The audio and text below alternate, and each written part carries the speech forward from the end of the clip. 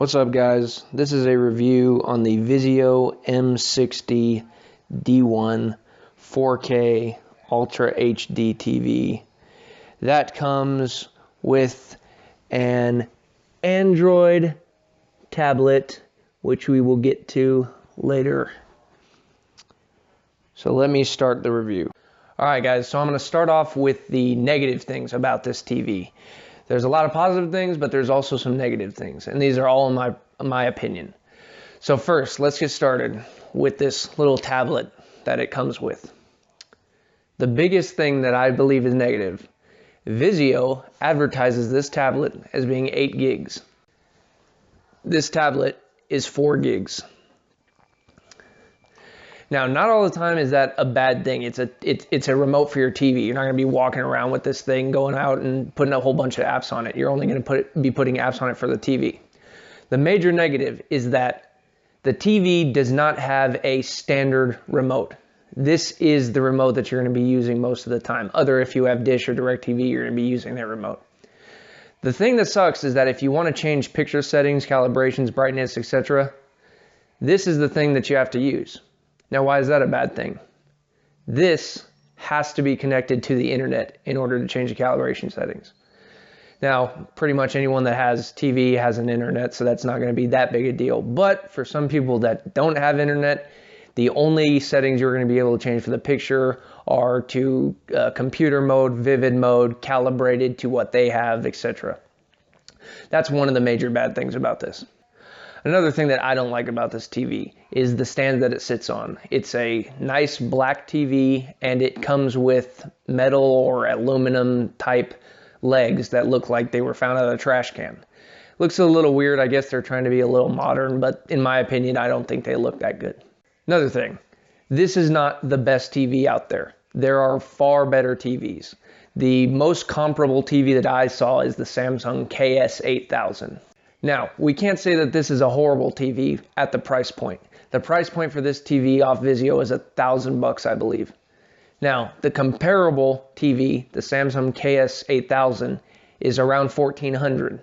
Now, $400 to some may not be a lot, but to some it is a lot. Another thing that isn't that great about it, the HDR in this TV isn't that great. It's okay, it's not great. But again, the price point at this TV, you can't expect the best. It's okay for what it does. The only other major thing I think is an issue, and it's not even that much of an issue, is that this has 5 HDMI ports. That's a lot. But the HDR HDMI input is only on input 1.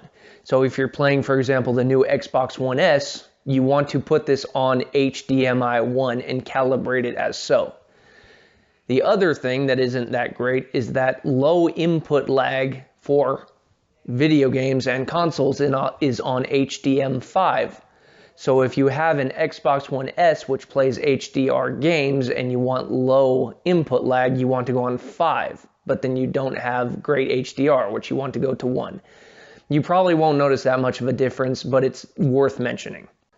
Now, let's get to the positive things about this. Just like I said, the tablet is the worst thing in my opinion. This can also be the best thing in your opinion. It's a full-featured 4 gig, not 8 gig tablet, Android that looks just like your phone. It's Android. There's nothing special about it. It has Google Play Store, you log in, everything like that. The major thing on this is the VIZIO casting app, whatever it's called.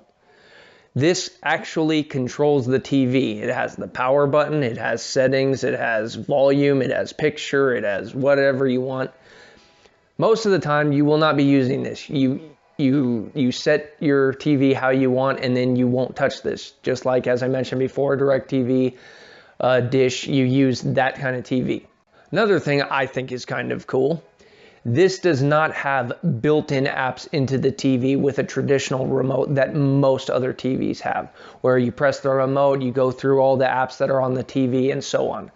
This has virtually unlimited apps to the Google Play Store, which casts the apps from this device or your cell phone or another tablet or your computer, anything that has Google Cast, Chromecast, or is Android enabled.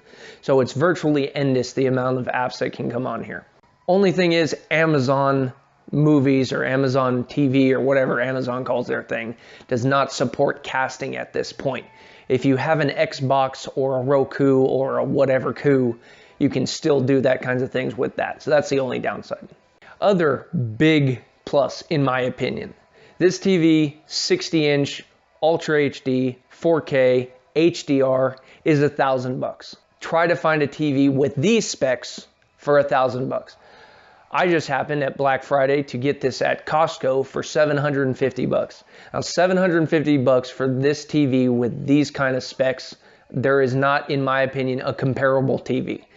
As I said earlier, the most comparable TV is the Samsung KS8000, but that on Black Friday was around $1,300.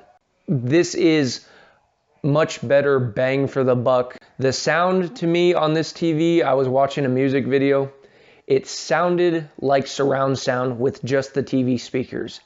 It was the best sound experience I've ever had coming out of the stock TV. It was amazing. That to me is a very big plus. After I calibrated it to my settings, the picture to me was amazing for the price point I got this TV at. It's not a Samsung KS8000. It's not a Sony Bravia 85 million. It's a budget TV with amazing sound quality, picture quality, and the way you can make it the way you want.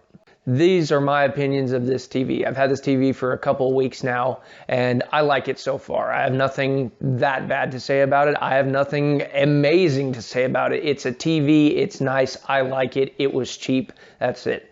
That's going to be it for this review. If you want me to make a long review on this TV, which I'm more than happy to do, give me some comments and let me know. Like the video if you liked it, don't like it if you don't like it, and subscribe if you want to see more videos such as this. I'll make a full featured review. Let me know what you think if you have this TV. Let me know. Thanks, guys.